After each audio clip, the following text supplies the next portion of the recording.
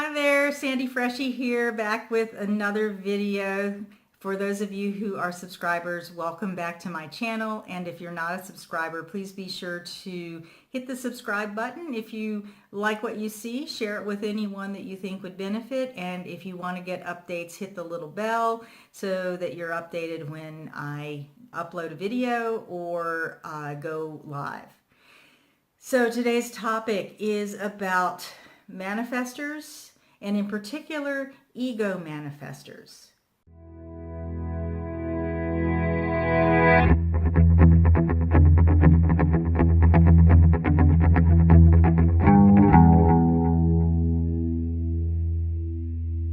This video was actually invited out of me by someone who has encountered an ex-boyfriend who she discovered is an ego manifestor, and he's still carrying a lot of anger. So I'm hoping that this clarifies what an ego manifestor is and what this anger is about for an ego manifestor. Now, I'm a projector, so I'm going to tell you what I've experienced or what I feel as an observer of manifestors. So first of all, what's an ego manifestor? An ego manifestor is a manifestor whose authority comes from their defined will or heart center. So these are people who have their truth, or their truth is grounded in what they love and basically what feels best for them, what is best for them. And there's no judgment on this, and I know that society kind of judges people as selfish if they act in their own best interest, but that's just how an ego manifestor is wired, to know what their truth is and to act on their truth. Also, with the defined ego center, the defined will or heart center, there's a tremendous amount of love that guides the ego manifestor. And it's not just love for self, it can be just what the manifestor loves is what is the manifestor's truth. So where does all this anger come from if there's this love that's guiding an ego manifestor, right? Well, first of all, I want to just let you know that not all manifestors are angry. And if you know a manifestor, or if you are a manifestor and this anger thing is really kind of tripping you up, let's talk about that for a little bit, because this is really important to understand. And once I give you my perspective, I'm going to give you a resource and a link in the description where you can go and really watch a manifestor who has made peace with her anger and has learned how to channel that anger in a way that is healthy and functional. So manifestors are these beings who can initiate action, and they have a tremendous amount of power. The energy, the motorized energy that they manifest from is extremely powerful, and that makes it so that when you encounter a manifestor, you can feel this strong repelling aura. It's kind of like an aura that communicates, follow me or get out of the way. And when the manifestor is actually aligned with that power, when they've really embraced that power, that follow me or get out of the way, at least in my experience, can be very grounding, can be very comforting, because they have embraced their power in a way that they understand that the way to work with this energy that comes out of them as anger at times is to inform other people from this place of confidence and power of what they're going to do. And then that's what brings about this sense of peace, this sense of groundedness, this sense of, from my perspective, of, oh, I can relax because I know what's going on. I have been informed. I feel peaceful. as the one receiving that information from the manifestor, and the manifestor is then free and at peace to move forward with this aura to get things done, to use their natural initiating energy to move their agenda forward. And especially as an ego manifestor, there's an agenda to move forward. But imagine this, if you're a manifestor and you're born with this strong aura and without really any consciousness or regard for other people and their feelings and how they may feel threatened, and maybe you don't really know that you're supposed to inform, and you're a small child and you're just initiating things that are freaking your parents out. You're doing things that they don't want you to do, because most parents have been conditioned to believe that their job is to keep you safe and sheltered. That's when, at the very beginning, manifestors start to feel controlled, or feel like their energy has been dampered down, or like they have to somehow hide themselves because somebody else is not going to like it if they do what they're naturally designed to do.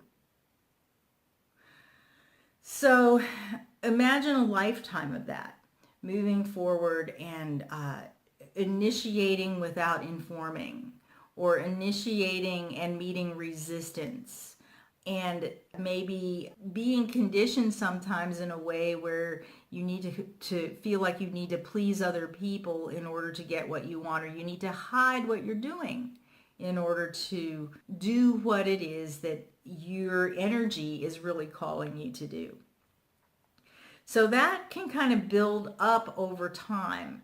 So there's this natural resistance that builds up, that brings that anger to a head. And for this particular person, and what this subscriber, this follower shared, it seemed like, my first impression, not knowing him, that this may have been the dynamic that was going on. A lifetime of feeling not in touch with his own power, and a lifetime of perhaps having been controlled, or feeling like he could just take things and it might work. You know what I mean?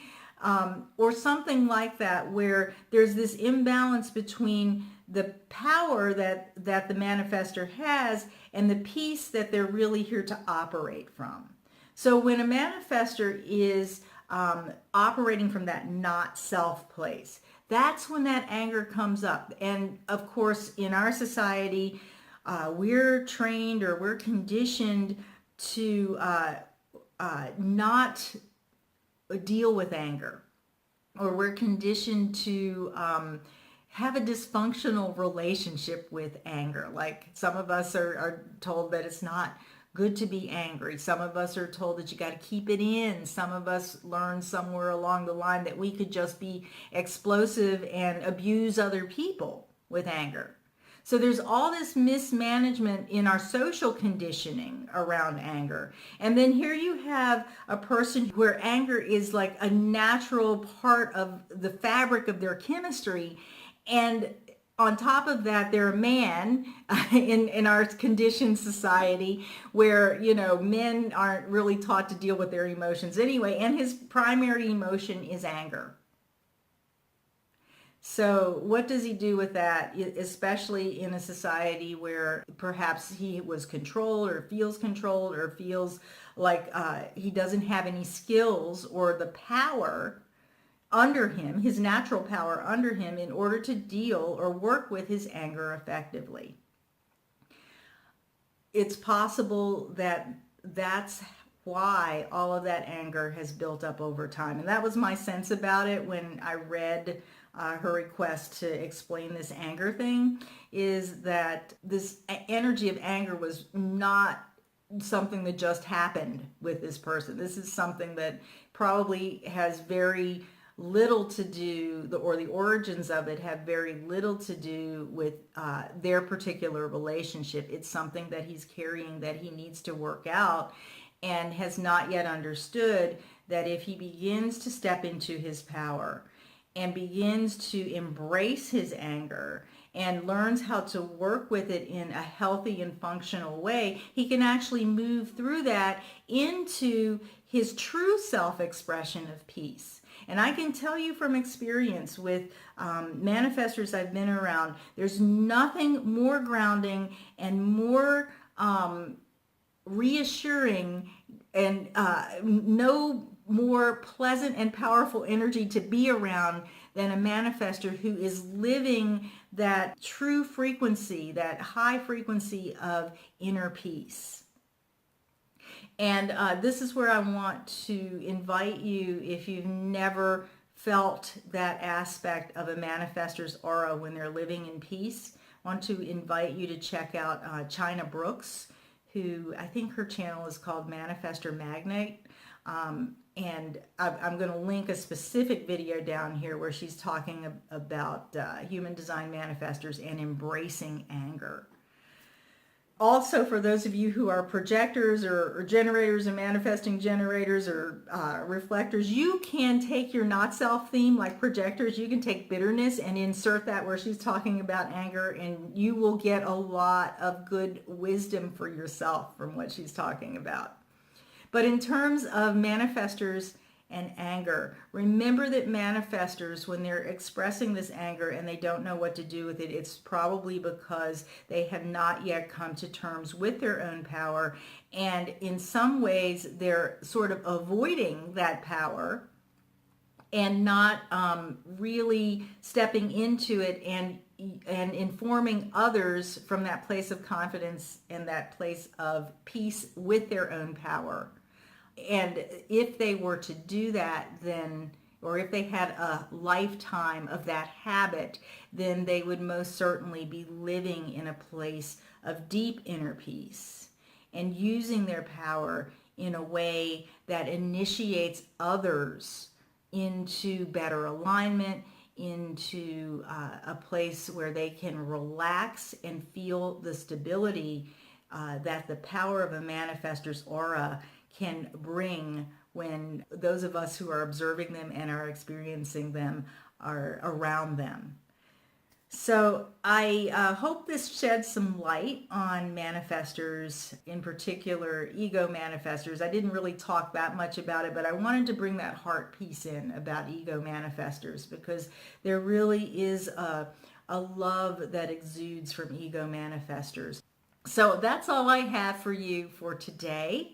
I do welcome your questions, and they really help me to create content that is for you. And I also want to invite you to join my member portal, where I'm going to be posting the best of my content, written and video and otherwise, and you can also see what else I have to offer as we move forward to create more community in this little corner of my human design world. So thanks for tuning in, and until the next time, be well.